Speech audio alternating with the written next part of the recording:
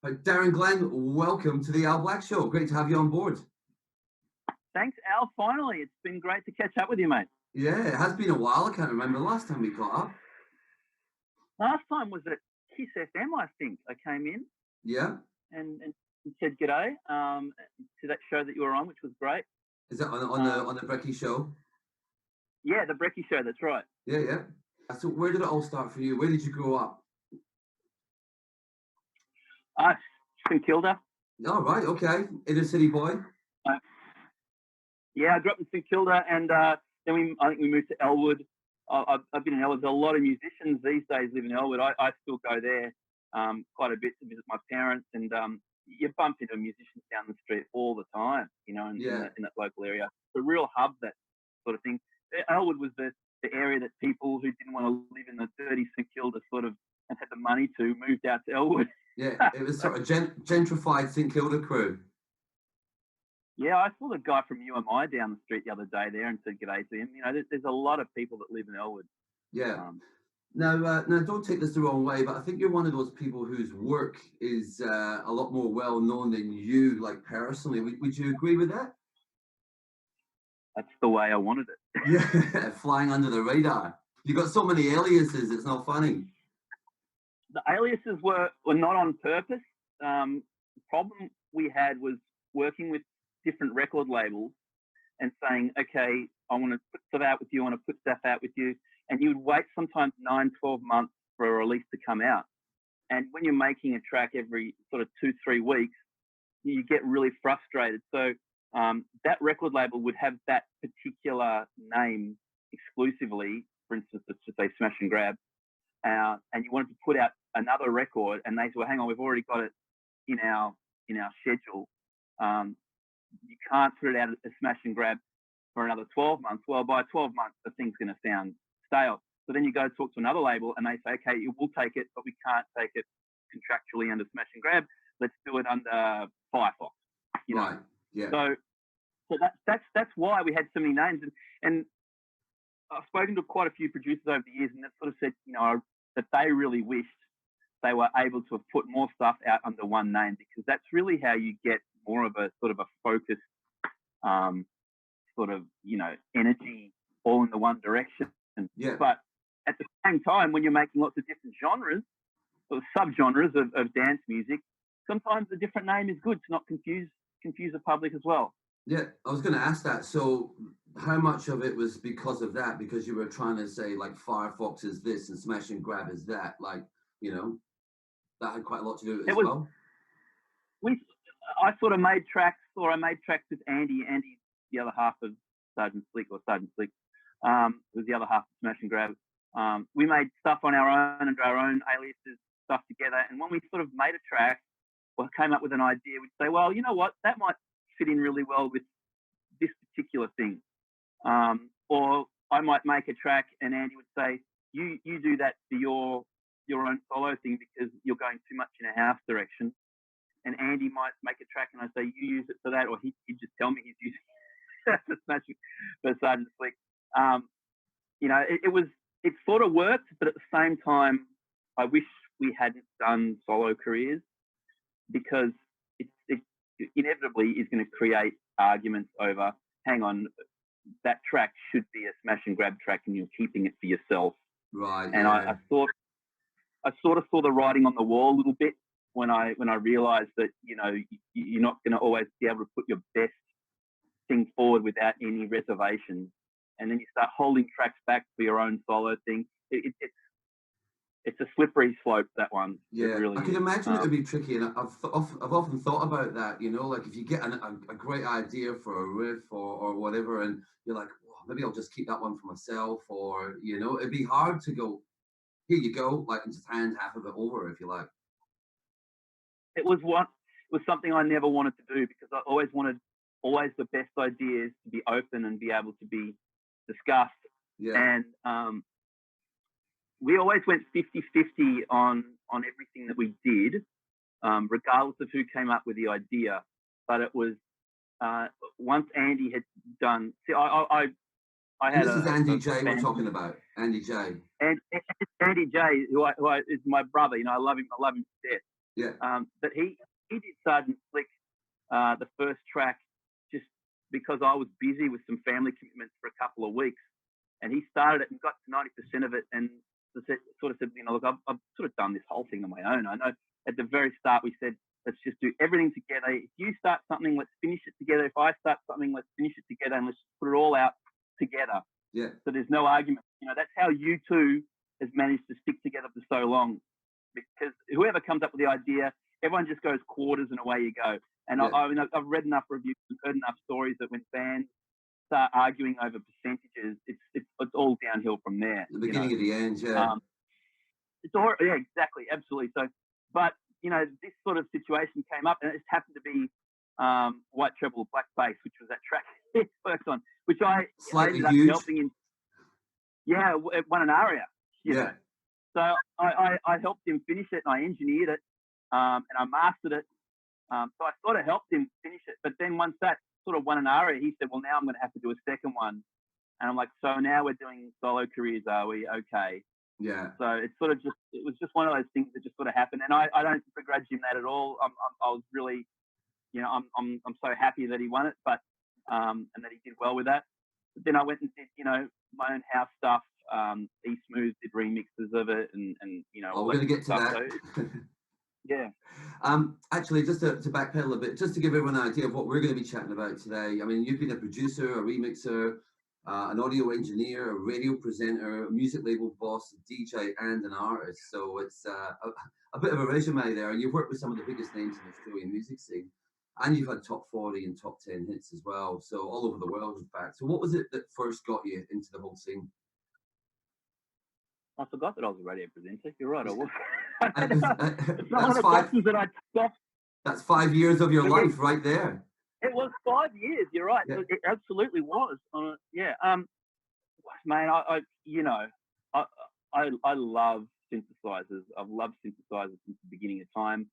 Blue Monday, New Order was the song that really just went. Oh, I just said, oh my God, this is what I'm going to do. But what triggered me really was my grandfather died and left a heap of money, and my grandmother said, "What do you want to do with it?" And I said, "I want a synthesizer." So she bought me a synthesizer and an old a PC. It was a 486 back in the day, and I used the early Cubase on Atari for a while there first, but yeah, it was that initial injection of cash that you really don't need now. You just a laptop and away you go. But back then, the limitation was the gear. So I was really lucky that I inherited, you know, some money to buy this gear at the age of 16, 15, and away I went. You know, it was a Korg M1 and a Casio. A Korg M1 that you could do sequencing on, which was great, and a Casio, and I think I had a 505 drum machine, Roland one, and it was enough to start making demos. And then the real first, then I bumped into Andy J at university at RMIT. I was doing electronics engineering, and he was doing, I think he was doing town planning. So they doesn't fit that. That's not very dance music. No, it's not. No. But we were both doing radio shows in their station, and I think I was finishing my show, and he was starting his next one, and he sort of stuck his head into my thing. What are you playing? I said, I'm playing New Order. And I said, what are you playing next? He goes, well, I was going to play New Order. Which songs have you played? The last 5 songs I played were the next 5 songs he was going to play. And I think we started doing a radio show together on there. He had an early sampler. He brought it in, and we used to play the sampler live on the air and sort of muck around over songs. And then from there, we just started producing, and we brought our gear together. It was all about gear again. I went to his house in Dandenong. He'd come to my house, and we'd have enough gear then between the two of us to sort of make something mildly professional sounding, you know. Yeah, right. And at what stage did you think, hey, this hobby of mine could become something else? It was never a hobby. It was always, this is what I'm doing for life. Oh, I remember I remember going and talking to my, the careers advisor at school, and he said, "What are you going to do?" And I said, "Well, I'm going to produce, and I'm going to work for Michael Gudinski at Mushroom." And you sort of say, well, yeah, you're limiting yourself a bit. There's only one Michael Gudinski. You know, you need something a bit wider. I said, no, mate, that's what I'm going to be doing. And sure enough, you know, I work for Michael Gudinski. Yeah, with ran his dance label. So, I know. So I'm like, when the day I actually started there, I just went, holy moly! Just, you know, I remembered that day that I said to that advisor I'd be doing this, and it was like, you know, if you are focused enough, this sort of stuff can happen. You know, if you sort of take no compromise and do it, or else you know, dreams can happen. Yeah, absolutely. And have you ever sent him any of your tracks? Sent who? Michael Gudinski? No. Your old careers teacher. He'd be gone. He'd be yeah. He'd be well gone. Actually, I had a music teacher, a piano teacher, who said to my mum, Miss Glen, please stop wasting your money. This boy will never amount to anything musically. Just you know, spend your money elsewhere.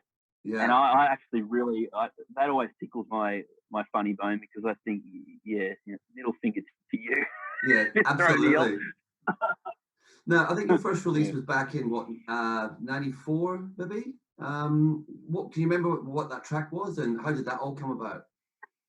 Oh yeah, I could probably pull it out of right behind you. Yeah. No. So after that, after RMIT, I did 5 years of engineering there, because I failed a year when I got too excited with music. I did music at La Trobe Uni, which was really fundamental to the next step. It was amazing. They had a recording studio there, proper, fully fledged 16-track recording studio, and they had these samplers and Korgs gear and all sorts of stuff. So I went to La Trobe and did music there, and Sorry, Andy just Day would come. To stop you there on that. Was that La Trobe? Was that purely like production music? Because I know that at some stage they've actually had a business degree focusing on the music industry. Did it have anything to do with that, or it was purely production? No, it was the production side. Yeah. They had production studios, suites, and a big recording studio. Yeah. It wasn't a business side at all. But the beauty of it was, I mean, I knew most of what was going on there. Really, it was 2 years of my life where I'd spent. This is 2 years where I have free access to a studio and an F1000 sampler and all this stuff, and a microphone with a preamp. And Andy J would come in and we would make demos then in that studio that sounded way better. And that one of the first demos we got, which I had a girl who was doing the course sing, was the demo that Vicious Vinyl first signed us on in 1994. So that was how we made a track sounding good enough to be signed. And that very first track we did got signed. Yeah, wow. Which was exciting. I actually had a few labels bidding for it. One was Colossal, and there was another one and someone else. But you know, once we met Andy and John, Andy Van and John Course, we knew that these guys are, you know, someone who we want to get involved with. And they had a studio as well with S1000s and 909 drum machines and everything else that we wanted dying to get our hands on as well. Yeah, gold. All right, so that actually leads on to my next point. You've released a number of tracks on a number of different labels, but from what I know, you've probably got the biggest affinity with the boys from Vicious. How did that relationship take? Well, you've just sort of described how it first happened. How has it evolved over time?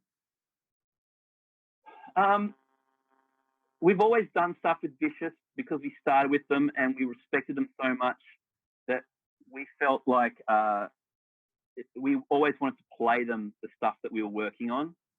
So they would sort of cherry pick a lot of stuff, and then, you know, we hung out with them. You know, we went to their gigs, they came to our gigs, and you know, we went to Christmas parties of theirs, and you know, they came to our studio and this is what we were working on and said, "Oh, I really like that. Can we make that a Vicious track?" And even then, we've got several different Vicious names. Yeah. You know, and it was for the same reason I mentioned before, that we had a track locked in, that very first one, Take You Higher, that we did in '94, and I gave them another one, and they said, "Well, this is a bit more proggy. We better put this under another name because the other one had a big vocal on it and was commercial." So already, straight off the bat, we were 2 names on Vicious, and it sort of snowballed from there. But they've always been at the forefront of dance music in Australia. Absolutely, yeah. You know, So there was no reason to give a track to someone else initially. And back in the day, no one else, I mean, those major record labels did not understand dance music at all. And as one of our frustrating things was that, you know, we'd even send our tracks off to be mastered at the big 301 in Sydney, where all the, you know, the EMIs, everyone got it mastered, and it would come back just completely muted because the mastering guy who just mastered Kate Sobrano didn't know how to handle dance music. Yeah. So we were battling against so many different variables that we just wanted to remove. And that's one of the reasons why I became so fundamental in helping Vicious with their vinyl pressing, because we were getting them back and just going, this just doesn't sound, you know, listen to this Ministry of Sound pressing and listen to our pressing, and what the hell happened, you know? Yeah. So that's why I just kept delving deeper and deeper down the rabbit hole to help them, to help us, you know, and we all learn from each other. Yeah, for sure. Like, I was speaking about these labels. So, I mean, you've worked on a multitude of labels, DanceNet, Universal, Global Recordings, Central Station, Ministry, like you mentioned, as well as a bunch of others. For those of us that don't understand how that process works, why is it that an artist such as yourself ends up working, you know, interchangeably with multiple labels? Like, you know, what is it about the business process that makes it a common occurrence? I mean, you mentioned before about the fact that is it purely for that reason that you mentioned before, whereby you know, you have a track, a smash and grab, and then you have another idea for a track, but you can't release it as smash and grab? Is that why there's always so much jumping around in the electronic music scene, or is it something else? Well, the smash and grab, the very first smash and grab's a good example. We created that track, and we're about to give it to a label, and our lawyer said, you know, these guys are about to go broke. Yeah, right. You'd better find someone else. And I'd met, or Vicious Vinyl was distributed by DanceNet, and I knew Scott Murphy and Colin Daniels and the guys down there from barbecues, you know. So it lives a true little family. But they were those dance division of Mushroom. And we knew this track was commercial, and we took it to. I literally just rang up and Colin Daniels and said, I'm on my way to your office. I'll be there in 20 minutes. He said, cool. And I walked in and I played him the very first smash and grab in the office. And he said, done, fine. How much do you want? And I just went, what? That's the sort of meetings you want to have more of. It was the first time we ever got an advance, because, you know, as much as we love Vicious, they're a family, and they're a couple of DJs running a record label because they're frustrated as well. They didn't have a heap of money, but here was a sort of a next step up that gave us, you know, a couple of $1,000 advance. I think back in that day, that was probably like 5-10 grand. Yeah. So I think I bought one of these synthesizers. I think the JD800 I've got sitting here was bought as part of that first advance. So the reason why we went with them was because they loved it. It was too commercial for Vicious. Vicious wanted to be a bit cooler, and they offered an advance, and that was like, and they're still in Melbourne. Ivan Goss, who, you know, many people know, was doing stuff with them too. He had a studio in the back room of the warehouse of DanceNet. So again, they were like an extension of the family, really. So we were, and I remember Colin Daniels said to me, he goes, if this track's going to go to number one. And I said, are you kidding me? He said, when it goes to number one, you're going to have to do a naked lap of the warehouse out the back. Yeah, right. Said, yeah, mate, that's not going to happen. Yeah, okay, no worries. And the dance thing went number one. Jesus Christ. But you kept your pants on. I did an underwear lap. I didn't do a complete naked lap, but it was, he knew more about what its potential was than we did. Yeah. And again, we gave another, after that, we gave another track to Vicious. So, and Andy was so happy that it came out on another label, because it probably wasn't a Vicious track anyway. Yeah. And speaking of those boys again, one of your more successful projects was with, you know, both the Andes and Corsi, Blackout, and that track "Gotta Have Hope," which also got to number one. That was on the Mixmag chart. It was huge all over the world. How did that one work out for you, or how did it happen? How did it come about? Signed to Sony Germany. That one. That was massive. Yeah. That was a complete accident. Yeah. And that was the follow-up track to the very first track we did on Vicious. So we did the very first track called Take You Higher, and then the second one was going to be Hope in Your Soul. And we finished the track in the Vicious Studios in Frankston at the back of the church there. And Andy and John did a remix. And Andy and John then went to NAMM, I think it was, or went to the Miami Music Conference. And they played their remix to a few people. And the Dylan Dickens guys said, we want to sign your remix of our track. Yeah. And then they came and said, well, now we've got this situation where they mainly want to go with our remix and make that the lead. Let's just make an artist of all four of us. Yeah, right. It was our track. It was me and Andy J. But we said, fair enough. I mean, that's fair enough. It's sort of our track, but your remix. And that's the right way to do things. You sit around, discuss stuff, and just make sure everyone's happy. You know, At the end of the day, you can't screw people over. You can't throw stones in your own glass house. Yeah. And we just said, yeah, fair enough. And then Dylan Dickens did a remix of their remix. Okay. And the Dylan Dickens remix was the big one that was worldwide, signed to, you know, all these different labels. And then, like I said, Sony Germany picked it up and did a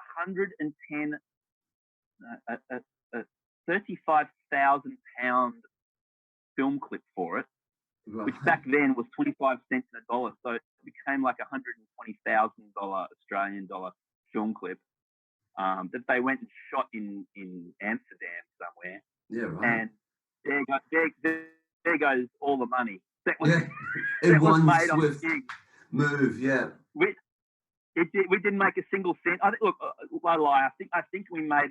I think each of us got about $7,000 from publishing for that one. Yeah, that was where the money was for that one. We never made a cent for anything. But you know, I like to quote figures because a lot of people think, oh yeah, you're bullshitting. You've got plenty of money from this industry. But you know, literally, you can have a number one across Europe and a number one, you know, in many countries, and only receive a check for a couple of $1,000s. Right. You know, it's no lie. Yeah. It's probably even worse now with, you know, you hear about Taylor Swift getting a check for $27. Yeah. Spotify. Yeah. That's right. Anyway. So are you saying that the music video was a bad idea? We didn't even have a choice. We just found out. We just got sent it in the mail, and it's, by the way, guys, here's a film clip that Sony made in Germany, and there goes all the money. Like, you kidding me? No one even asked us. And there's a lot of times this is the way they write off the way that they don't need to pay you. They write it off in other ways. And who knows if it was 35,000, maybe it was only a 20,000 pound clip, but they made it 35, so they didn't have to pay us. And you know, it's a bit like sorry. A bit like what? I was going to say, like you mentioned, like pretty much what your favorite track of all time is Blue Monday, and I remember reading the book about the Hacienda, and the story there was it was the biggest selling dance song of all time, and they didn't make a cent of it because all the money went back into propping up the club. Worse than that, when they did Blue Monday, when they did the Blue Monday sleeve, and they did the cutout of the into the sleeve. So the first sleeve was actually cutouts of what the disc looked like. Apparently, they ended up losing 23p every time someone bought the record or the 12-inch because it cost them so much to do the sleeve. You're kidding? Jesus. No, you read Peter Hook's book. That's a beauty. Right. On the history of that one. But what I was going to say is that when Andy and John first set us down, they said, look, you're not going to make money out of releases. This was back in 1993. They said, the reality is, this is how it works. This is how the flow chart works. This is where the money comes from 9 months after it's sold through the distributor, and then after we've got 60 days to pay and blah, blah, blah. Your money will be in DJing. Right. So I've always DJ'd, and I've always done other things. And I think in that way, I've never got really, really upset when I didn't get paid a lot for actually the music side of it. Yeah. Whereas a lot of artists get really bitter really quick about the music industry. So I'm not making any more tracks because I'll just be ripped off. And that's the worst, that's the saddest situation ever, where you're talented, you want to make great tracks, but because of your fear of being ripped off and not getting paid, you're going to not give it to anyone. Like it made no sense to me. But it was once you get over the fact that, hey, I'm not going to get paid for this, the music industry is not so bad. Yeah. Once you get over that little hurdle, mental hurdle. Yeah, that's the hurdle. You've got to sort of Well, it's a good thing Andy and John told you that so early on in your career, so they set the bar pretty low at that point. Yeah, and anything we got paid was a bonus. So when we got paid $7,000 for the publishing of Blackout, we were like, happy days. Happy days. I think I bought a car. Yeah. I bought my second car with that. It was great. Nice one. Now, another huge tune for you is with your work as part of Firefox and the 2006, I think it was, classic Sex Shooter. So that one ended up getting remixed by Hox and Whores, Richard Gray, as well as I think it was on the Ministry of Sound 2007 annual compilation, if my memory serves me correctly. You would have been pretty happy with that one. Not only was it on the 2007 Ministry of Sound annual in the UK, it was on the 2008 Ministry of Sound annual in the UK. Like right. There can't be too many tracks that were on two different compilation Ministry albums. And the grand total money that we got paid for that track was $2,000. That's all I've ever seen. That's unbelievable. So when again, that's one of those examples where, there's a long story behind that one. I don't know if you want to know it, but yeah, for sure. Really? How much time have we got? But it's a podcast. We've got as long as you want. They just remixed and redone Nasty Girls by Prince. They just remixed and re-released another artist that's done Love Bazaar. And I was sitting in the studio and I just watched Purple Rain the night before and I was sitting in the studio with Andy. I said, the third in the group is Sex Shooter. No one's done Sex Shooter yet. That'll be the next one they do. Yeah. And he sort of said, well, if they're going to do it, why don't we do it? Yeah. So Andy, who used to DJ in a strip club, rang up the old manager. Is this Andy J or Andy Van? No, it's Andy J. Yeah, right. He sits next to me in the studio and sat next to me for over 10 years every day in the studio, and the office when we ran the Mushroom dance label. And he said, let me ring up my old manager who worked in a strip club and find out if he's got any girls there that can sing, because they need to be that sort of forthcoming. And he rang up and sure enough, he found this girl and said, send her over. And she was just perfect. I mean, she was just so great for that track. And then when we finished it, we gave it to Vinyl Pusher, Don from Vinyl Pusher, who's running a record shop there and had pressed some other vinyl up. Mm-hmm. And the key with that one really is that it needed to be out. It needed to be out. We didn't want to give it to another record label that would sit on it for 6 months. We were actually talking with Warner about it going to them, and they said, look, there's going to be a 6-month lead period if it comes out on Warner, because we've got Madonna releases and blah, blah, blah. And we said, man, this has got to come out in the next 2 months. So Don said, give it to me. I'll send out CDs to DJs in 2 weeks and I'll have vinyl in 2 months.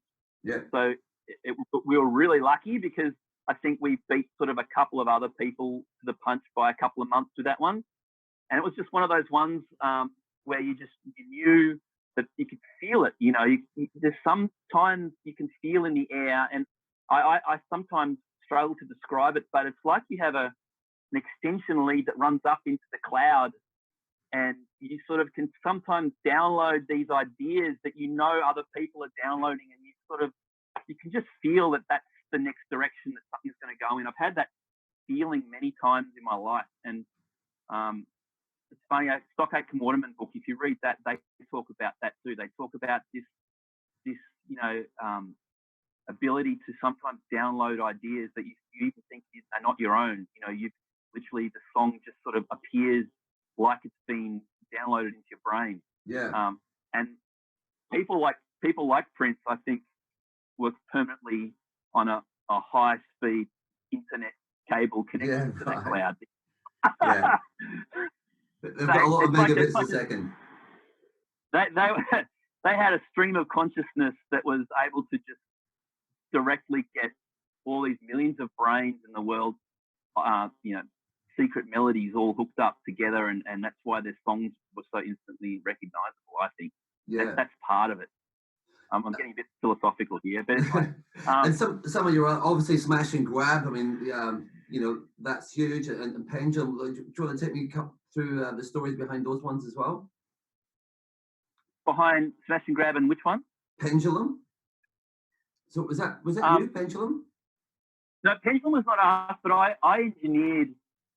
Again, when I was working at Vicious, I sort of became the house engineer for a while there. Right. And every artist that came through, because I came from an engineering background as well, and I was frustrated with how the tracks were not turning out the same as international ones. So I started saying, I'm engineering my own tracks, and Andy Van said, start engineering Vicious tracks too and getting them, lifting that level of quality.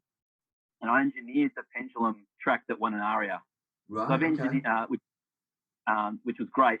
But yeah, that wasn't me directly. But Pendulum was a weird one because there was a Vicious artist called Pendulum, and then when they sort of stopped working, there was an international artist called Pendulum, and they're different artists.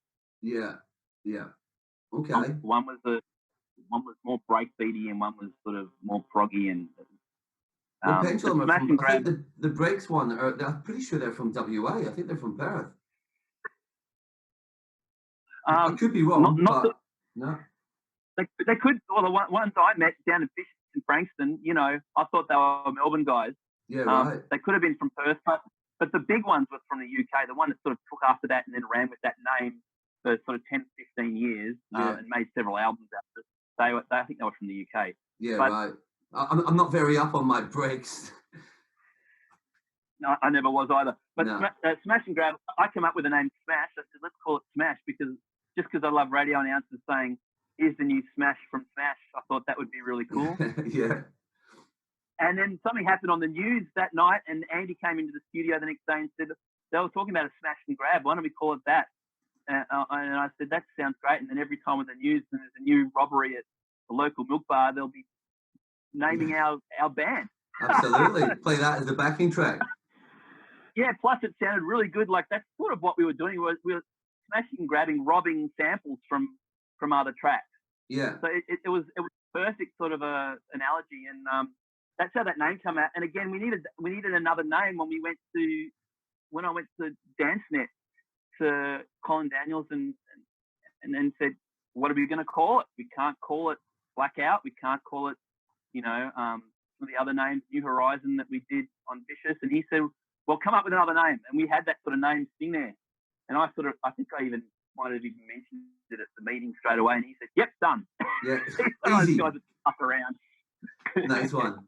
Hey, so, you know, a lot of these tracks are big room bangers, and but you've also done some work in the soulful house space. I think the track was I Ain't Moving Out.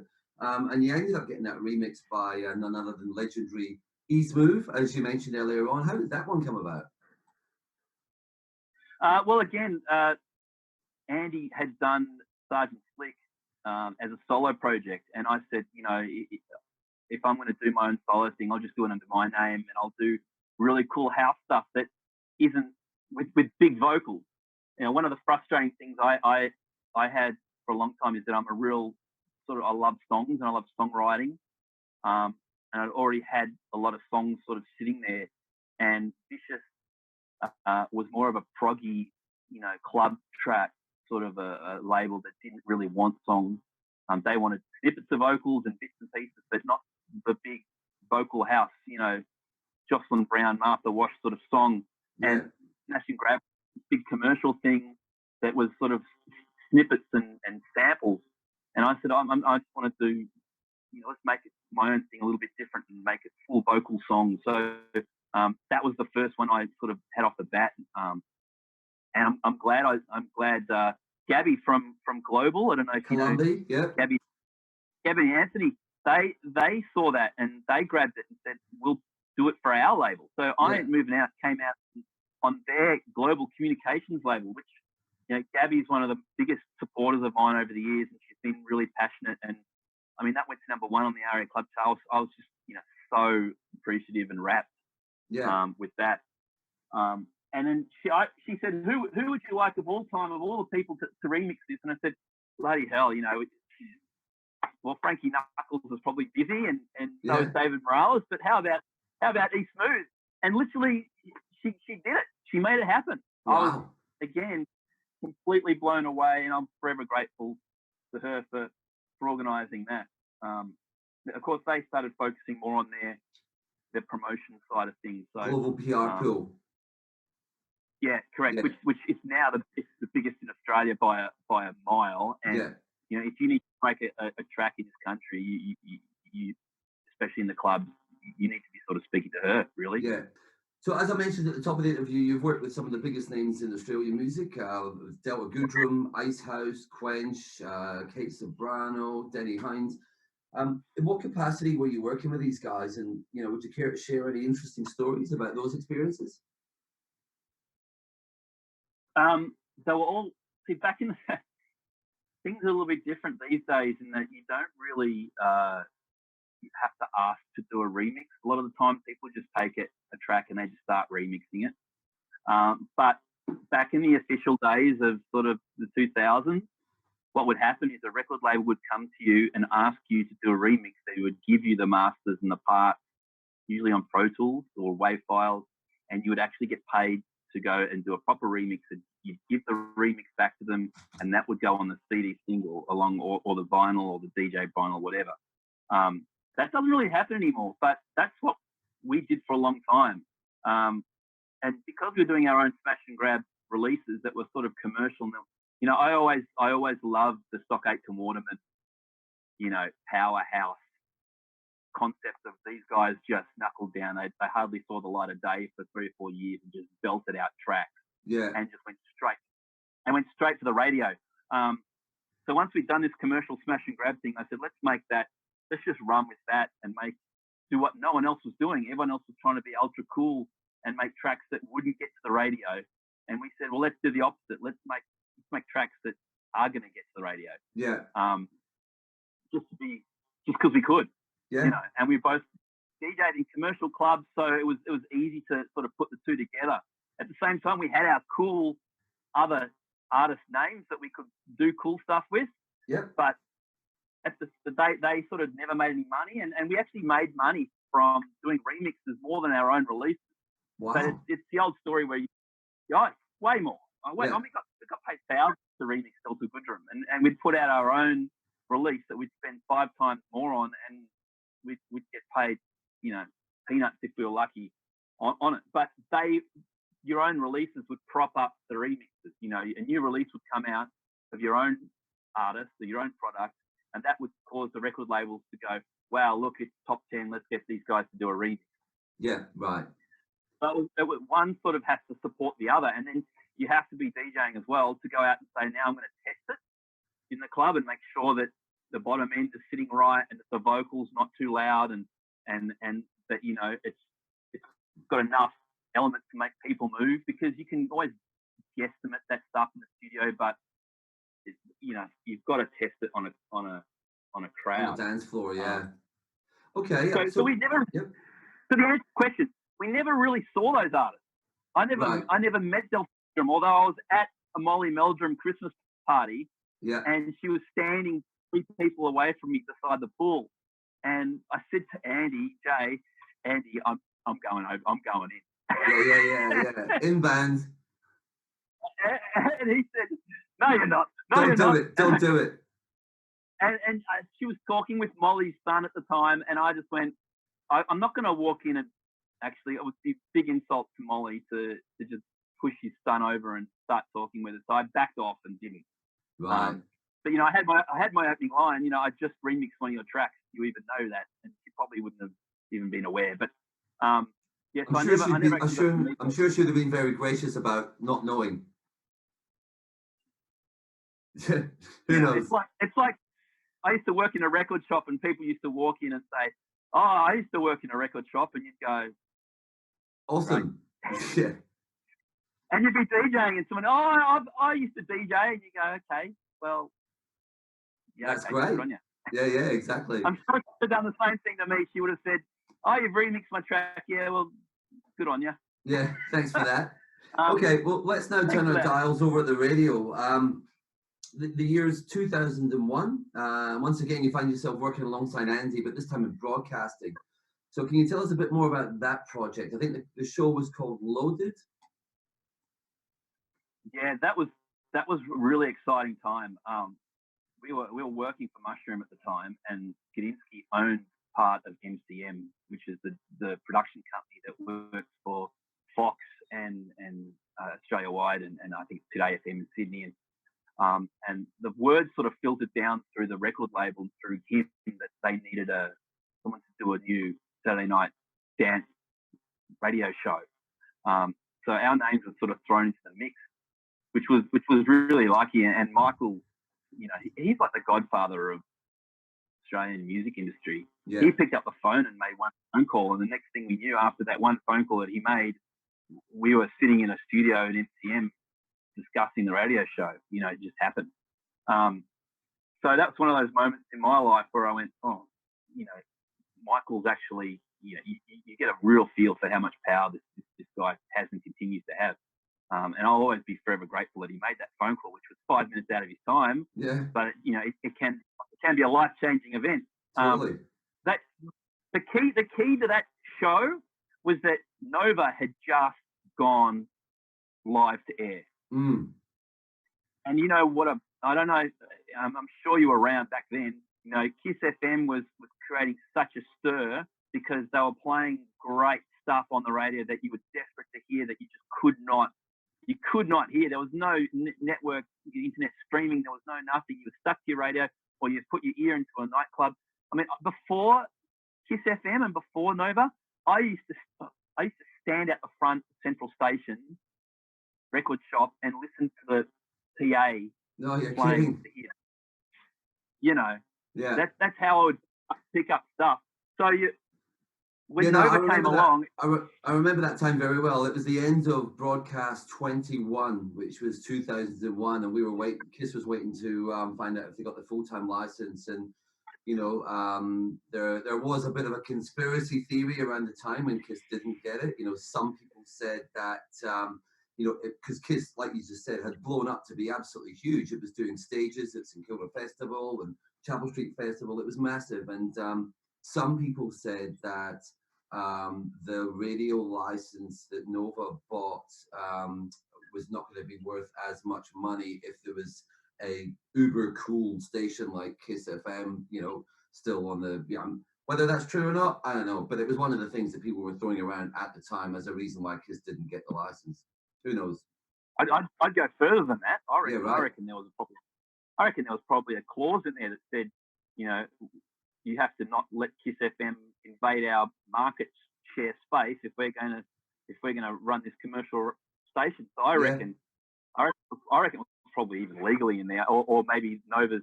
You know, that was a theory that I heard back at the time, and that Nova probably made it a requirement that you guys didn't get it, because you know the biggest problem was that Kiss FM was sort of acting too commercial. Yeah. You know, and it was potentially making money, and a community radio station license is not meant to be doing that. Yeah, it's a victim of our own success. I went into the town hall in the city, and I marched in there. Yeah, I was there that day. Yeah, I was there too, buddy. I was in the stairwell, chanting as loud as I could for them to try and hear it inside. And you know, we all love Kiss FM so much, and I still love Timmy. I still chat with Timmy. I caught up with him the other day. But you know, that was really gut wrenching when you guys didn't get it. Yeah. But Nova came along, and at least Nova sort of freed the grasp on the radio airwaves that were just rock and Aussie crawl and chisels and forever, you know, Dire Straits shoved down our throats. Yeah.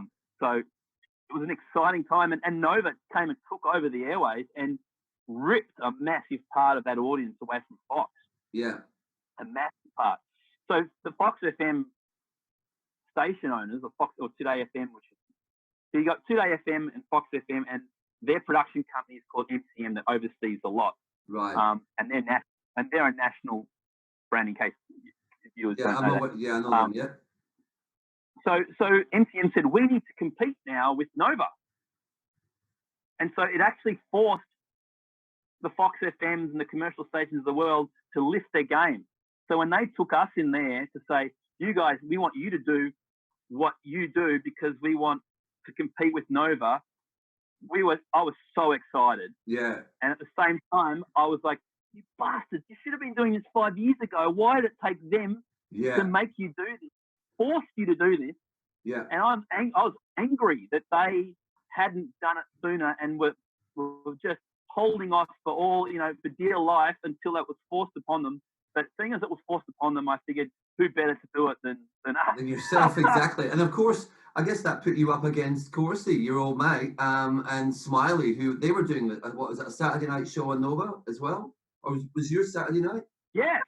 Yeah. It was. Yeah, there you go. But ironically, the first time we started that show, we did 2 hours, and Andy Van did the other 2 hours on MCM Nova, MCM Fox. So we actually had Andy Van on Fox, and Andy J with me on Fox, and John Course on Nova. So again, it was a small little world, and it was like a little competitive little competition. It was fantastic anyway that we were all DJing, all happy on the radio, on commercial radio. Yeah. But there became a point after a couple of years where Fox just said, we've lost the war against Nova for dance music, and we're going to go back to our contemporary pop rock commercial sort of world.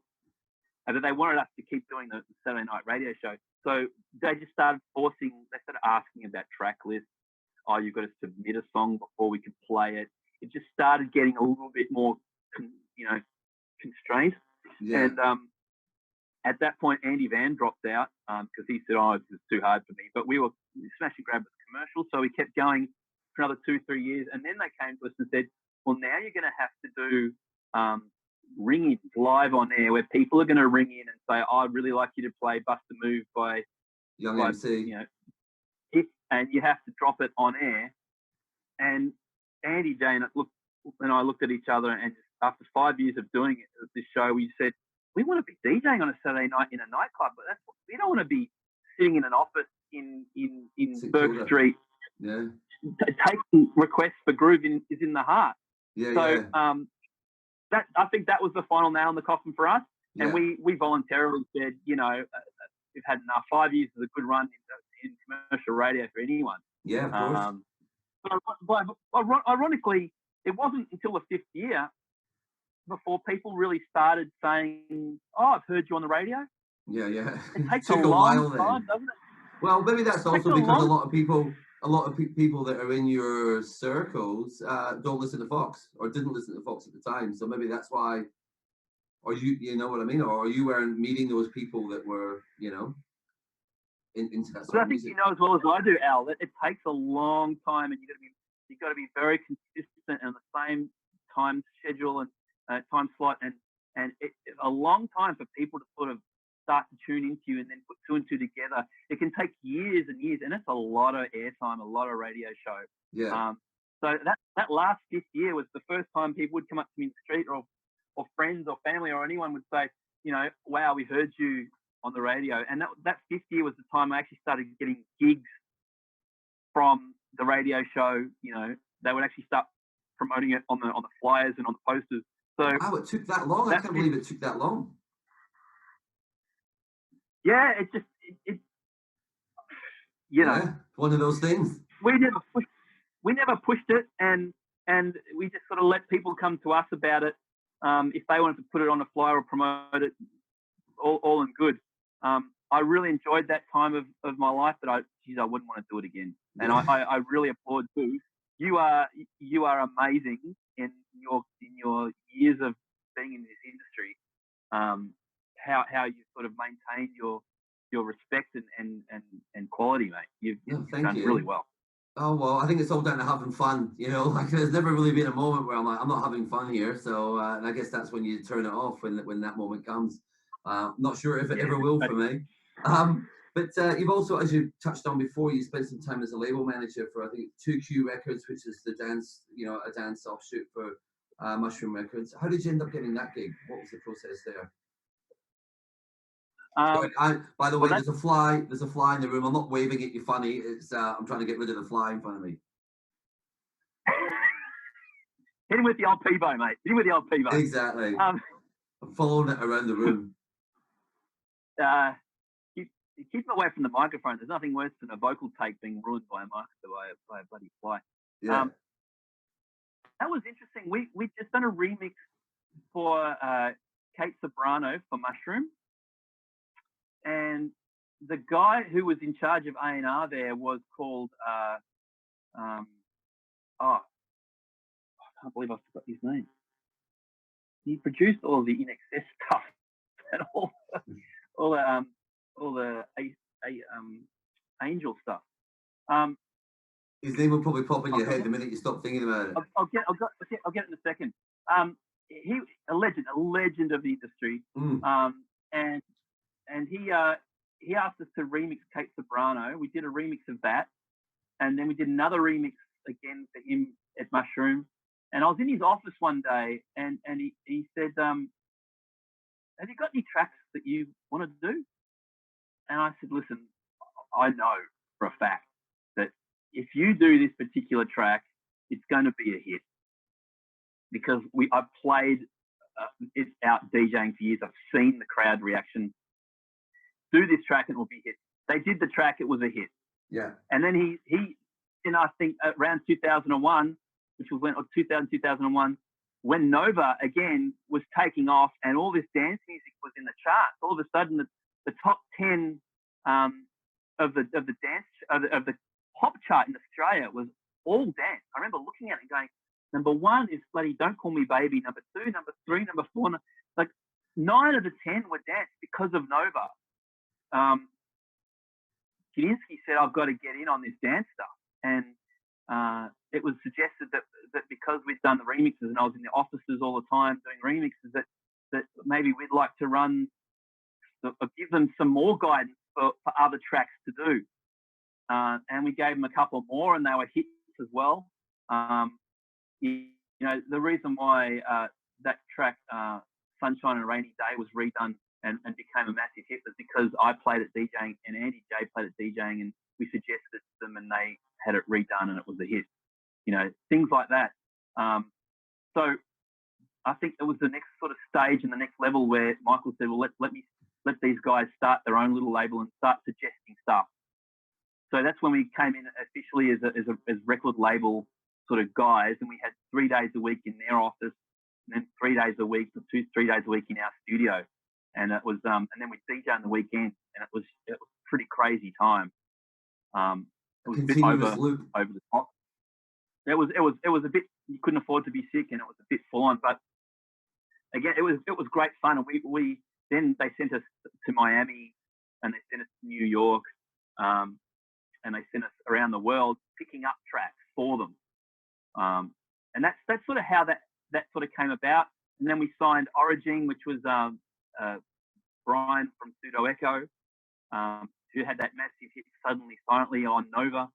And then we did a remix of it. And that was, there's a story in that itself. And we remixed Funky Town for Pseudo Echo. And then he would be in the studio at the end of our hallway, where our studio was in a building of a whole heap of other studios called Toy Box up in Northcote. And he was floating up and down. He's my hero. I used to watch Pseudo Echo play a Jupiter 8 on the TV when I was a kid, and just my God, look, I love the music. I love the synthesizer. I want that synthesizer. And here he was walking down the hallways, and we just remixed his song. And he played me these other songs that were going to be on a new Pseudo Echo album. And I said to him, "See that one there? Take that one off your album, because I'm about to start a record label with Gudinski, and that can be a new song for the record label." And he said, "Right." And he pulled it. To his credit, he pulled it off his album. I don't think he thought it was that good a song, as good as I thought it was. Yeah. And I've got the original demo with him singing on it, which was going to be a pseudo echo song. It got pulled and we changed the name and we got a girl to sing it, and we remixed it. And that was one of the first releases on this 2Q Records.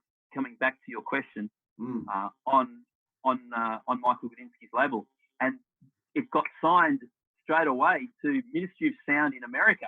Yeah, right. So it was an exciting time. And then, so when we went to New York, we went and sat in the Ministry of Sound offices in New York, you know, and the guys had come out on the town for us that night, and we went and smashed it hard. And there was some big party nights back. I bet there was. Bet there's been a few. Yeah. I've had a couple myself. And you know, we've all got the scars on our faces. Oh yeah, yeah. I think my scars are on our livers. The scars on our livers. That's right. Exactly. Now you touched on the Winter Music Conference that you were going over there. So you even did, I believe you did a panel over there with, was it Barney Glover from Ministry of Sound and John Hunter from Bedrock? That would have been a bit of a moment for you. That was good fun. I was dragged in the last minute for that. There was a girl called Shelley who is just the sweetest, nicest girl. And she was doing promotions for, she was Thunderpuss's PR manager. And I was standing by the pool in Miami, and she introduced me to Thunderpuss, and who's a really nice guy as well.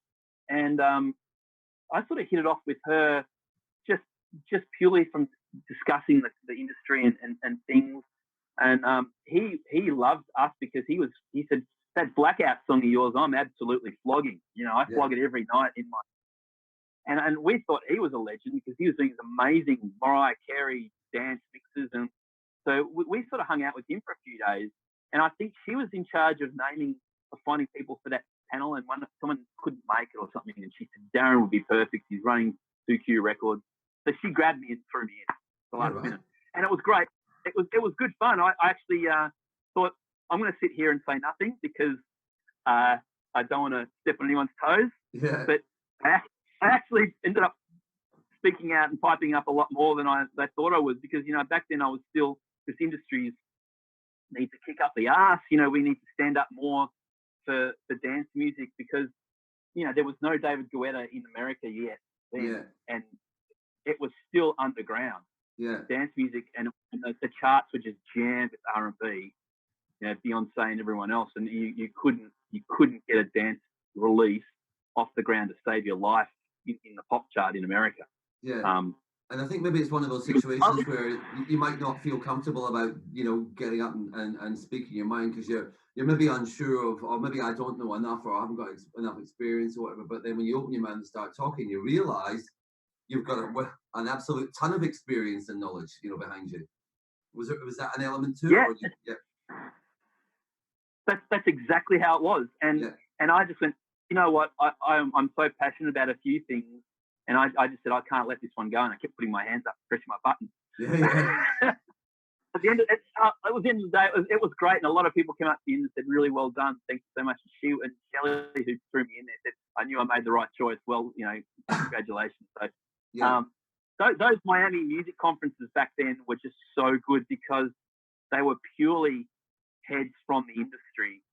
That first one I went to in '99 was, I think it was one of the first ones they did. Literally, it was just around the pool in the hotel. Yeah, and it's now become so commercially sort of, it's like a giant commercial production, and it's where people go to party and you know, spring break is sort of every man and his dog is there pushing their own sort of agendas that are not music based as well. Yeah. That I don't think you could just go there and stand around the pool and meet all these guys like we could then, you know, and literally walk up to them in clubs, and, you know, over there is John Digweed, and you could just go up and say hi and whatever. It's I'm sort of glad I went back in those days, and I don't think I'd want to go sort of now, because I think you get lost pretty quickly. Yeah, for sure. Now, I don't think a chat with you would be a proper chat if we didn't talk about your actual DJ career. So, can you remember your first gig? You know where it was? It was a mobile. It was a mobile mobile party. Yep. I did mobiles for almost 10 years. Yeah, right. And so birthday parties, weddings, like you name it. I did a lot of 21st. I didn't do a lot of weddings. I think I did 2 weddings, and I think I screwed one of them up so badly. Yeah, and I just said, this is a big responsibility. I don't want to screw up someone's wedding. Yeah, biggest day of their life and all that.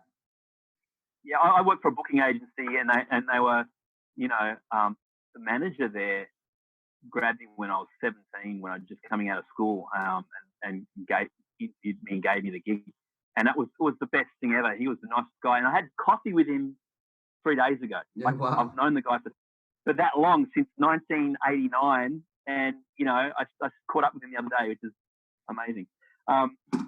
So I did mobiles for 10 years, and it was really, really hard to break into the nightclub industry. I mean, it always has been, but it was always been really, really tough.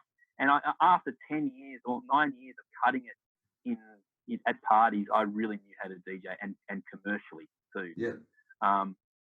So once music started taking off, and again, Andy Van and John Course, part of the family, and they didn't directly get me gigs, but I remember that one of my first gigs, Andy Van said, "Oh, the guy from Friday night at the Ritz has dropped out. Why don't you go and talk to the manager to say good day?"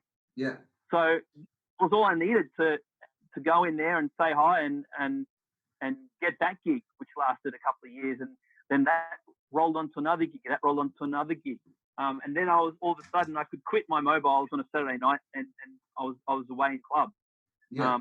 But I think that grounding of doing 10 years of a mobile party is really, really set me in a very strong, confident way to say, I know what to play next. It's not just a matter of mixing well between this record and that record. It's, when you're doing a mobile party, I know you've done a few of them yourself. Yeah, I have. It's you play one wrong record once and you've lost that floor. Yeah. You are walking. You can't afford to make one musical decision that's wrong. You play in a nightclub and there's 400 people on the dance floor, and you play a record that's not quite right, but still sort of you can get away with it. And probably the momentum of the room keeps 250 of them.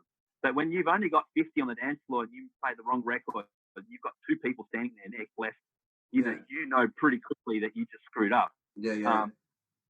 So I think I come from more of the, if you want to use the term, old school method of DJing, where I really focused a lot on the selection of the songs that's going to work as much as the technical side of it. Yeah.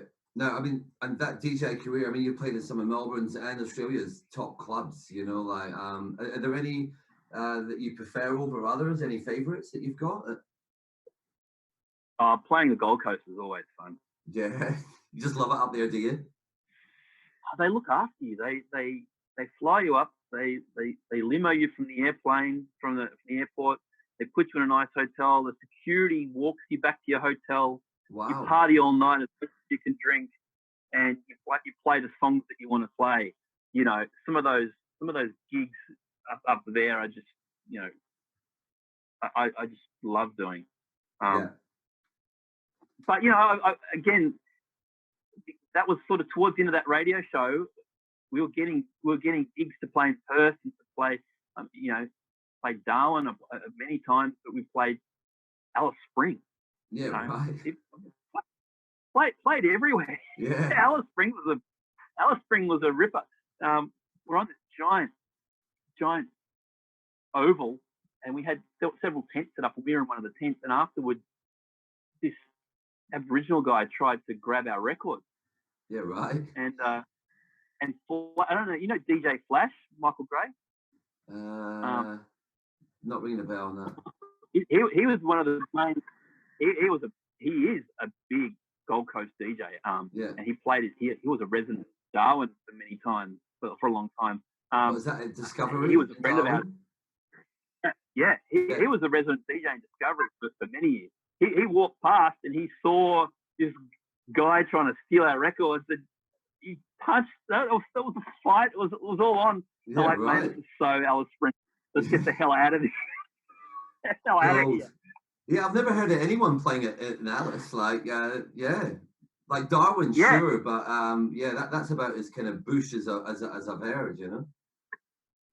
it was one of those ones where I went, yep, we've done Alice Springs. That was good fun. And Alice Springs was the only time I ever saw someone drive past in a car with the door missing and the seat missing, and they were sitting on a milk crate driving. Gold, right? Yeah, that's special. Sitting on a milk crate with his feet on the pedals, driving through with the door wide open, like gone missing. I'm like, man, I've seen it all now. this is Alice Springs. That is gold. Hey, so what are you up to these days? Well, I've got this studio, and if I finish a track, it comes out. You know, Yeah. I remember back in the day, you'd 1 in 3. The strike ratio was sort of 1 in 3. You'd make 3 tracks. One would get officially released. The other 2 might become the base for a remix or something. As you get better and better and better, you sort of your hit and miss ratio improves. So if I finish a track, it pretty much comes out. But it's getting harder to finish tracks because, you know, I've got a real job. Yeah. Are you back in engineering or? I've got a job working in the health food industry. Yeah, right. But it's part-time. Is that why you look so young? I don't know. I think that was just genetics. I think I just got lucky. But yeah. I do that 3 days a week, and then I can work in the studio a couple of days a week. So I have that sort of a balance where I can pay the bills. Yeah. And I don't have to DJ every weekend.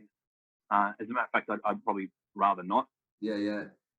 Every weekend. I mean, you know as well as I do, the industry in DJing has changed so much too that when you used to have, I'm talking the last 10 years, I reckon I saw the biggest change. And I'll put it down to 2 things, I reckon, if you've got time to talk about it. Sure, of course.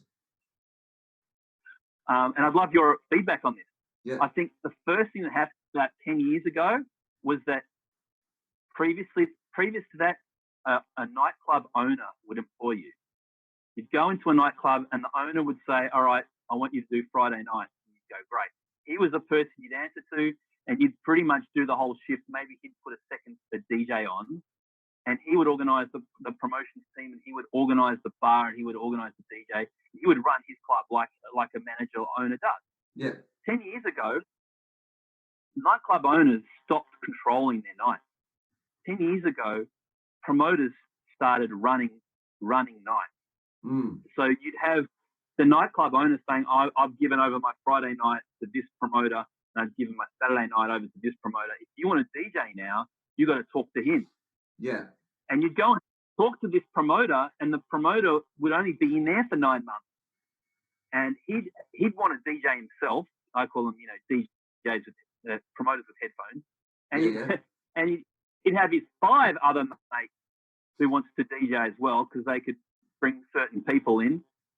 So if you're lucky, your 4-hour shift went down to 1.5, and you'd only have that shift for 6 months before you'd have to talk to the next promoter.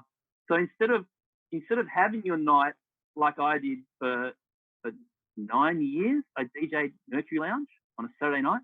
From the very first weekend it opened to the weekend that it closed, I DJ'd that whole nightclub.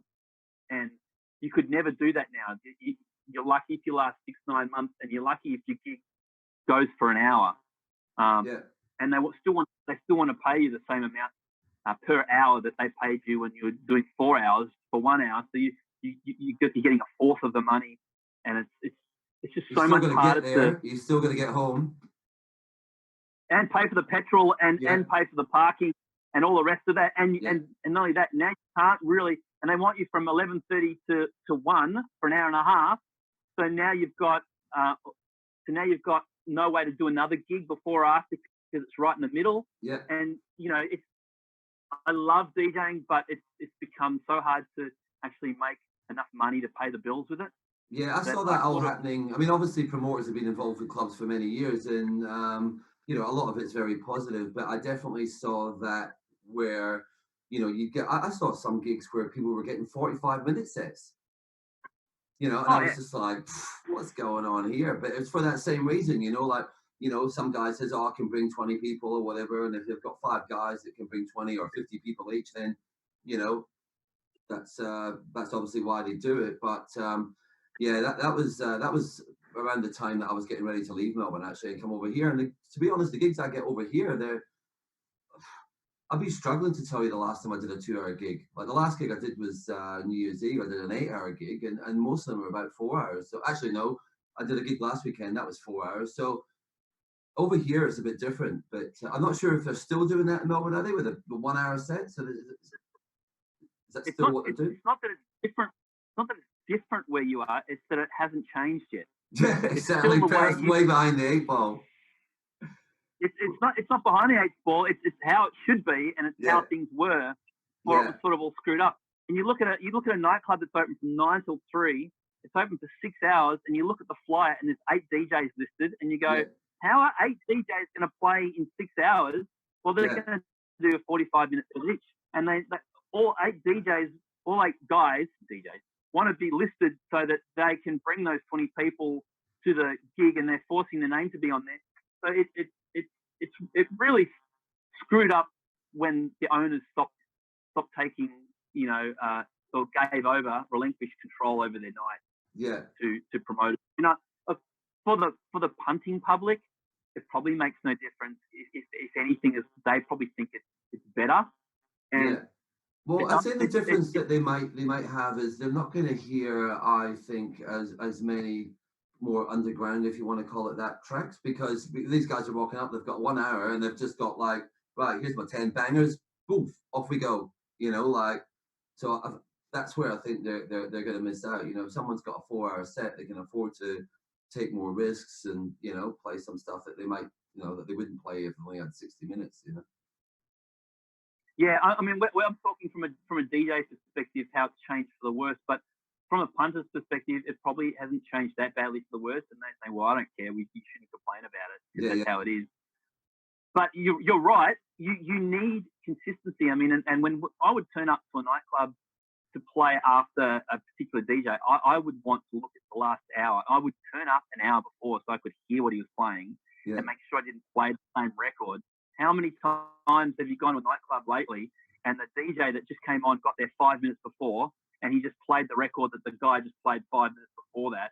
And you just go, well, man, you haven't done your research. You've just screwed up because you just played the same song again. You know, and that's not cool. Or you turn up and the next guy changes the music so dramatically that it loses the vibe in the room. And the next guy changes the music again 45 minutes later. The next guy changes the music again. And that lack of consistency can really screw up a crowd as well. Yeah, totally. So, you know, there's a lot of reasons why, from a crowd perspective, I think that they suffer as well. To the detriment of. But you know, there's plenty of places where you can go to LA and you can still get a 2-3 hour set. That, you know. And the owners still control the night, which is great. Which is, I think, one of the reasons why Andy J went to LA. You know, and he's that was still there now, is he? I think he's just come back because he's had a little boy. And I think he wants to bring up the boy in Australia, and I don't blame him for that. And I wish I could have gone with him to LA, but it was one of those things where I'm like, man, you go and good luck. You know, sure. I'm really happy for you. I'm really happy for you. And a lot of my friends packed up and went to LA, but I'm still of the opinion that you can conquer the world with the right track, just like Blackout did, just like Six Shooter, you know, and that track can be made, you know, anywhere. Yeah, for sure. I mean, we've obviously covered quite a bit in the last hour or so. Is there anything that we haven't covered that you wanted to make mention of? No, we've touched all the bases. Just to answer your question, actually. What I'm doing now is more disco funk sort of house stuff. I'm working on an album. I've wanted to do an album forever. I mean, how many releases, 12-inch releases and remixes that I've done is without doing an album has been one of my most frustrating things. And when all of that commercial stuff was over, I went, finally I could work on an album, an artist album. Yeah. And I'm working with this guy. I've worked with a few people over the years, but this album I'm working on is with a friend of mine called Ben Grayson, who used to be the keyboard player for the Bamboos, which is a funk soul band. And we're working on this sort of 80s sort of SOS band change, sort of a clear KLEER sort of album, and it's really exciting. I'm using the Mini Moog, I'm using the Prophet 6, I'm using the ARP Odyssey, I'm using all my Jupiter 8 to put together a real classic sort of a funk album with that sort of vocals from my house background. Yeah. So and I could do that at my own speed and my own time in my spare time. So that's what I'm working on at the moment. Yeah, cool. Yeah, I love that disco funk sound. So I'd love to hear it when you get it done. I've got a couple that are finished. I just want to. I'm happy to send you a couple, man. But Mate, that'd be great. As long as they don't bounce on, because the plan is to press vinyl, and how exciting is the last 5, 6, 7 years in the vinyl world, man. Yeah, absolutely. I am buying vinyl. I mean, I've always bought vinyl as a DJ, and I've never got rid of any of my vinyl, as you can see. Yeah, I can see. But it's exciting times to be able to say, if I make a vinyl, an album, and I can put it on vinyl, it's going to be an album. Yeah, the real deal. I think it's inspired me to want to make an album, because I know if I press it to vinyl, it will exist as a complete, statement, as opposed to just some downloads somewhere floating around. Yeah, more of a legacy. I wouldn't go so far as to say I'm working on a legacy. It's probably one of overstep the mark. It's one of many I hope to do. But it's something I've always wanted to do, and I think it'll be cool. And I'm getting to use all those synthesizers that I've collected over the years. So that's what I'm doing, and after that we'll see what happens. Cool.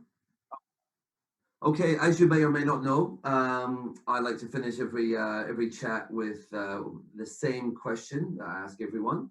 Now that question is, what is your favorite party story of all time? I had heard that you asked this question. There's a few options, but I mean, I could talk about that Molly's party, in his backyard, that Christmas party, which was a corker. Yeah. Molly's Christmas parties always are, and I was dying to go to one. Yeah. I could talk about Gudinski's Christmas party, where Andy and I actually DJ'd over his swimming pool at his Christmas party that ended up on the newspapers the next day. Wow. But I think what I touched on before about Miami, there was one night in Miami that is just one of those nights where I walked away, and it was, some nights you go out and you go out and everything just doesn't come together, and you just go, oh, what a shit night. I'm going home. I'm going to cut my losses. This was one of those nights where everything happened, and on top of that, 5 other things happened, and I walked away the next day and just went, oh my God, I've done Miami. I've so done Miami. Yeah, right. So what? Yeah, I'll talk about that night. It's got a lot of name dropping, Go for it. Yeah, absolutely. It's pretty crazy. So excuse the name dropping, but we were at one of those meetings that I was working for 2Q Records. They organised for us to meet with a label, Subliminal label, records in New York, which was a big house sort of. Oh yeah, I know it. Label. Yeah, it's huge. So we went to New York. Before I left for Miami, it was in 2001. U2 who were my favourite band in the world, were about to start their new world tour, and this was after their pop album, and they were going to do that. They did that next album that was back to the basics of rock. It was like the world just said thank you for not fucking up U2 and going back to your roots. Yeah. And this was the first night of the first gig of that first concert tour. was going to be in Miami on the 22nd of March. March, it would have been, I think, yeah. And I went, oh, Andy, I'm buying tickets to this concert. I don't care where I am in Miami. We're going to be there. I'm going to this opening night of U2. Yeah. So I bought tickets through the U2 fan club, and they arrived, and off we went, paid for by Mushroom to go to Miami. We went to New York, and we were in this before Miami, and we're in this guy's office, and he says, look, I got this party. You guys going to Miami? Yeah, next week, yeah, for NAMM, yeah, for MITEM, you got to be there for the Miami Music Conference. You got to come to my party. I'm like, yeah, sure, we'll be at your party. Sounds awesome. He says, look, man, when I was working for Virgin Records, I signed Lenny Kravitz. I was the A&R guy. Lenny's going to be at my party. It's going to be massive. I'm like, we're so there. We're there. Yeah. When is it? It's the 22nd of March. And I'm like, oh man, I'm going to be at this U2 concert. Yeah, I'll go. I'll come to your party afterwards, right? Yeah. No worries. We'll come to your party afterwards. So we end up in Miami, and I joined up with I walked down the street to another hotel where the U2 fan club were catching a bus to the U2 concert. I went to the U2 concert on the bus with all the fans. I was at this concert. Scream when they walked out from the crowd saying, thank you, for coming back to reality. It was, I've never heard in my life. And it was like a Beatlesque scream. Yeah, right. And before they walked out, there was all this sort of kerfuffle up the front and all these sort of people getting excited. I said to someone next to me, what's going on? And they said, Lenny Kravitz just walked into the stage, into the crowd to watch you too. So I'm like sitting there going, this guy in New York, he wasn't bullshitting. Lenny Kravitz is in Miami. Yeah. He's going to be at this party tonight. I'd better, time to leave go the to this stadium. party anyway. Yeah. Yeah. So I watched U2 that night. It was incredible. It was the greatest night ever. And I got on the bus and I was drinking and partying with all this fan club. We got back and they dropped me off at the hotel, and it was probably like close to 12 o'clock, and I was so knackered. I was just exhausted. And that day, I had a meeting in the afternoon with Masterpieces. We were doing a lot of pressing through the UK. And she said, let's have a meeting in the afternoon at my hotel. Which hotel are you at? She says, I'm at the Delano, which is Madonna's hotel that she owns in Miami. Right.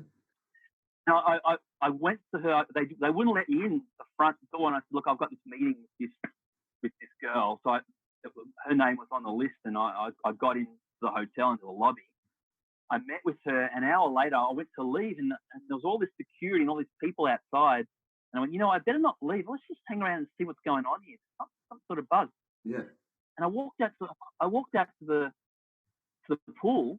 She's got this amazing inverted pool there, and there's this little huts that are next to the pool, and the Edge was sitting there, staring at me through the window, looking out across the pool. Yeah, right. And I'm like, holy shit, I'm going to be seeing you tonight at the gig. There's the Edge behind. And he was sitting there, just sort of looking at the scene. And I'm about to think, that's it, I'm going to knock on this window. I'm going to go and say hi to the Edge. Yeah. This could be the greatest thing ever. And I was cut off by security, and I was dragged out of the club. Oh, right. And I not out of the club, out of the hotel. You shouldn't be here. What are you doing? And I'm like, I didn't get to meet the Edge. But that night, after I'm walking back from the U2 fan club hotel along the beach. It's like Surfers Paradise. All the hotels are along the beach in a row. And I'm walking back to my hotel. I'm going, you know what? I'm just so knackered. I'm going up to that hotel, and I'm not going to this after party. I'm not going to this Lenny Kravitz guy's gig. Yeah. I'm going to bed. And it's warm and it's beautiful, and I'm walking on, and my phone rings, and it's Andy J, the other half of Smash and Grab, Started to Sleep, saying, where are you? I'm at this party. I've been waiting for you. Get your ass here. And I'm like, dude, I'm so tired. I'm okay. All right, I'm coming. Right, yeah. Right. So I jumped a taxi on the highway, and I literally went straight to this gig, and I walked in, and the minute I walked in, Jocelyn Brown walked to the end of this runway right in front of me, and I was standing next to Andy J and Jocelyn Brown, who was like, you know, it's like Aretha Franklin of the house. Absolutely, yeah. She walked to the end of the stage and started singing right in front of me, and I'm like, this is the greatest night of my life. I've just seen you two. I've just seen you two, and now I've got Jocelyn Brown singing "Believe," you know that song "Believe." Yeah, no, live. Yeah. And Carl Cox was DJing, and I'm like, oh my god, this is the greatest thing. It's I'll like a never see dream. anything like this again.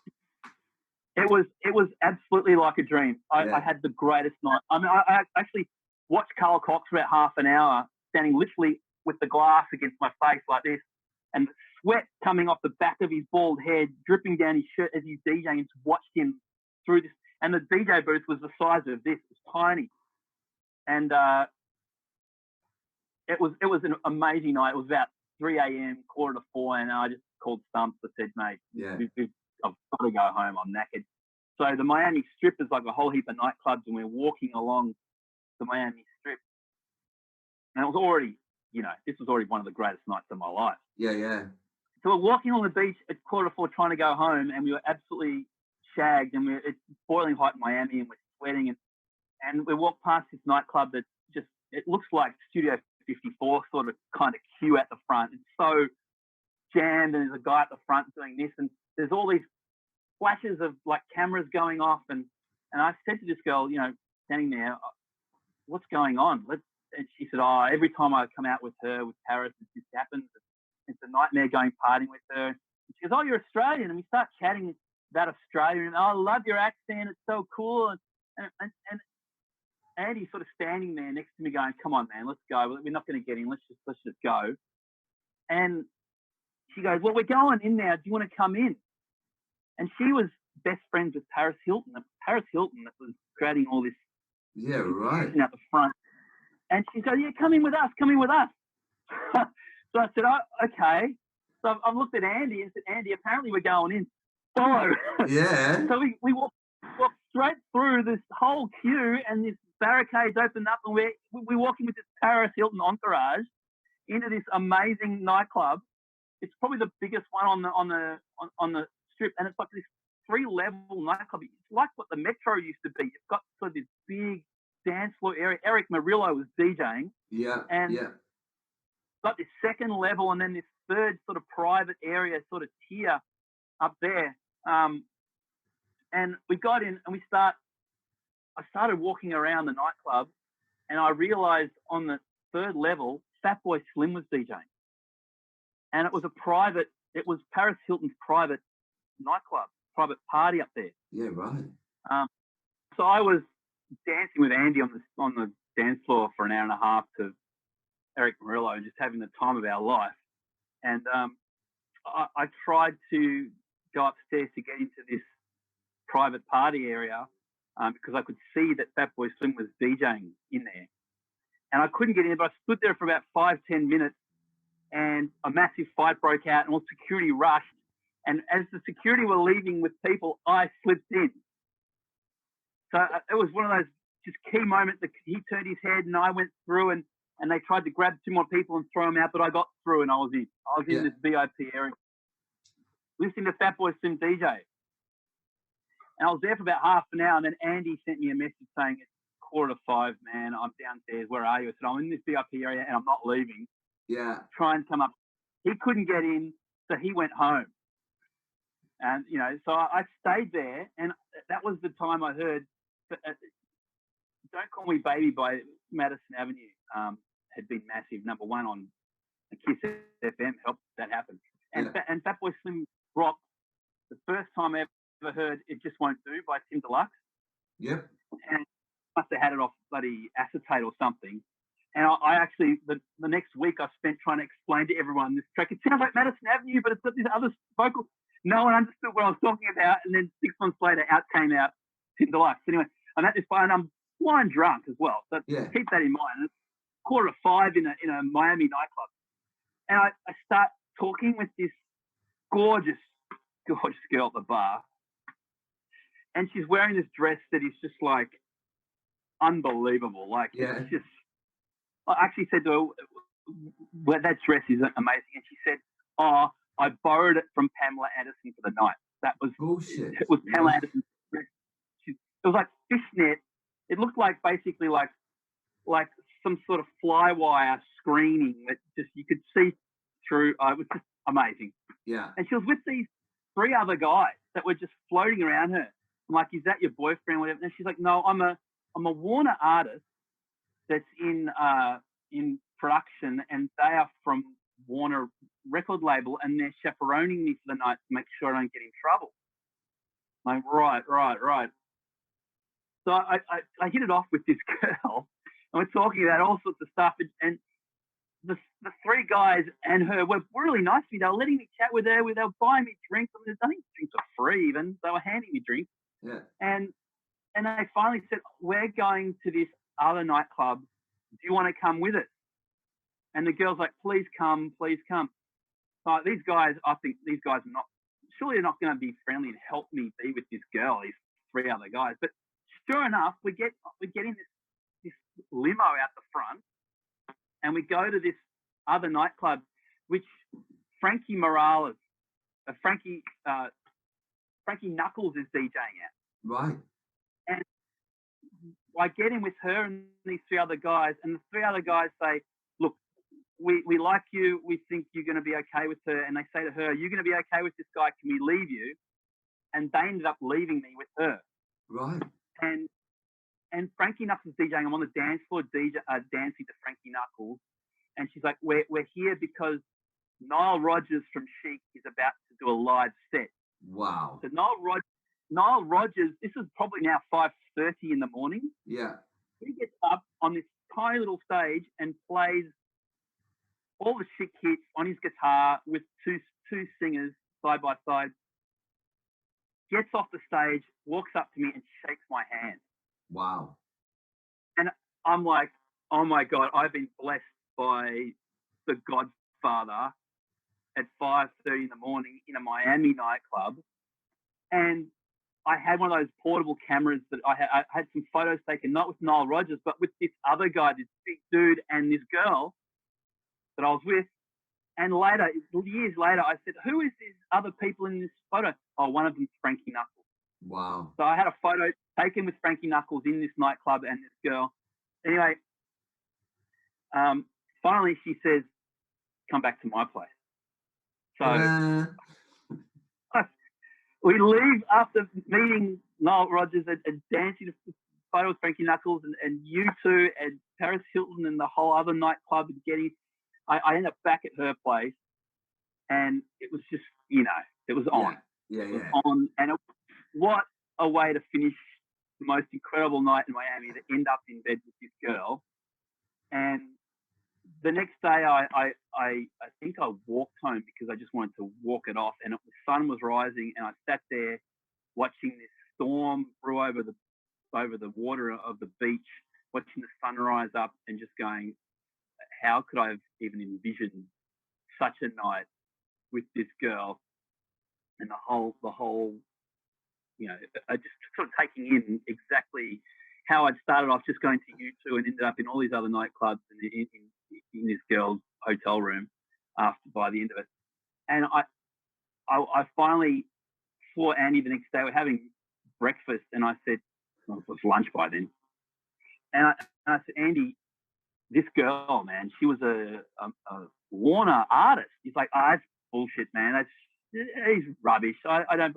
"Yeah, but these other guys, they said they were from Warner. One of them gave me his card, and I had his card, right?" Yeah. And anyway, that afternoon was the Miami Music Conference awards ceremony, and we had to go to it, right? We had tickets, and Mushroom said we've got to go to this awards ceremony, and some other people were there. But at the awards ceremony, this is the clincher of the whole thing. Yeah, right. We're at the awards ceremony the next day, and I couldn't even tell you. I knew the girl, I knew her name, her first name. I didn't even know really who she was. And I'm telling Andy, he's sitting next to me, and I'm saying, "Man, she was wearing this dress she said it was Pamela Anderson's dress, and he's laughing at me, going, "You're full of shit. This shit doesn't happen." And this shit did not happen. And sure enough, in the award ceremony, we're sitting there and they go, "Oh, next," and the award goes to Madonna, right, on the stage. And Madonna couldn't be here today, so in her absence, a new Warner artist is going to collect the award on her behalf. And up gets the girl wearing the same dress, Jesus, the Pamela Anderson dress that I was with that night before, on stage to collect the Warner Brothers Artist Award for Madonna. Yeah, right. And I'm sitting next to Andy. I'm saying, Andy, like, this girl was so. That's her right there on the stage, and that was her on stage collecting Madonna's award. You know what? For best dance. I think she needs a bigger wardrobe. If she's borrowed that dress in the first place, and she's still wearing it the next day, she needs some new clothes, I reckon. I reckon she probably only got a few hours to pull her shit together from when I left the hotel room. So did you wave her? Did she see you in the audience that day? Oh man, I was in the 25th row, 30th row at the back. Right, okay. And I said to Andy, I said, I'm getting up. I'm going to try and talk to her to say hi, and I just couldn't get through the crowd, and I couldn't get there, and I just said, "Oh, it's just too hard." And keep in mind, I've had 2-3 hours sleep, and I was hungover. I was feeling sick as a dog at this thing. But I think to this day I actually don't know her name. And it was some sort of. I don't think that matters. I tried doing a search on Warner Brothers American R&B star like 6 months later, and I don't know if her record even came out or what happened, but I haven't bowled over recognizing her on MTV or something. But man, it was just one of those nights, the greatest night from start to finish, from that afternoon right through.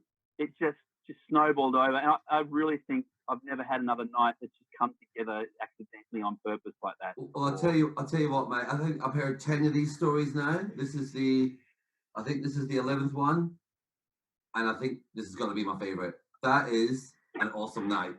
Like, I can't, like, you know, if one of those other 10 nights was to happen to me, or, you know, this is the one that I would pick. Thank you. It's a true story. Yeah. And I've had, like I said, I've had some other great nights, but so many things happen and just fell in, you know, accidentally together, and so many different names and people that potentially were involved in it. And I just say, you know, I could never have imagined it. And I walked away going, Madonna was at the start when I went to this meeting in a hotel room, and then in a hotel, and then Madonna was also involved at the end in the award ceremony. I'm just like, wow, so close to everyone, but yet so far. Yeah. Oh well, I think you got close to the one person in the end that you want to get close to, if that makes sense. The way your night finished. It's one of those ones where, you know, you'd love to top off a night by ending up in bed with this gorgeous girl, and that shit never happens to me. It never happens. I hear other people's stories about it now. Now I can say, well, I guess it has happened, so I can't say it never happened. Yeah. Now you know the feeling. Now I know what the feeling's like for rock stars. I was about to say weekend. You're a rock star now. I was a rock star for one night.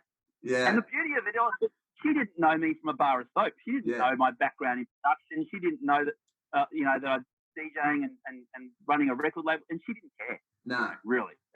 No, definitely not. Right. Hadn't I got into that VIP bar, it never would have happened, and it's just so many things. No, that is a great story, mate. And on that note, I just wanted to say thank you so much for taking the time. It's been an awesome chat. I've thoroughly enjoyed it. It's been fun from my side too, Al, and I appreciate you asking me to have a chat, and any time, mate, I'm there.